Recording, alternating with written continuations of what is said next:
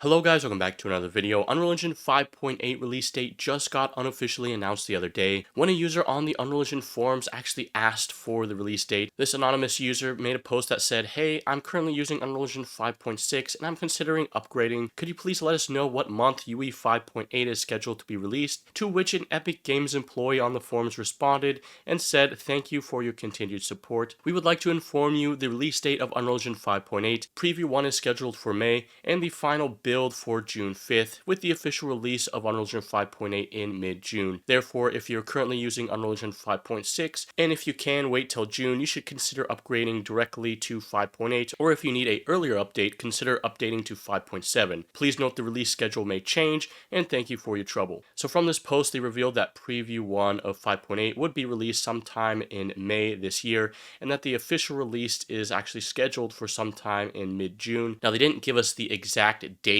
the release date, but there's also something happening in June this year. That is Unreal Fest. So Unreal Fest 2026, which this year is held in Chicago, is actually going to be scheduled for June 16th through the 18th. And last year at Unreal Fest, they had their State of the Unreal Keynote session kickoff with the release of Unreal Engine 5.6. So basically, this keynote session is where they actually announce and reveal all of the new features coming in the new version of Unreal Engine. And this is when they actually released 5.6 last year. So I think it's pretty safe to say that the 16th of June is the actual official release date. And I'm going to be locking that date in since that will be the date of the keynote. And currently, we don't actually have any information about Unreal Engine 5.8 in terms of, new features, bug fixes, or changes. There really hasn't been much news as of yet, but we might be seeing something here soon in March because of GDC. GDC, or Game Developers Conference, is coming in March on the 9th through the 13th.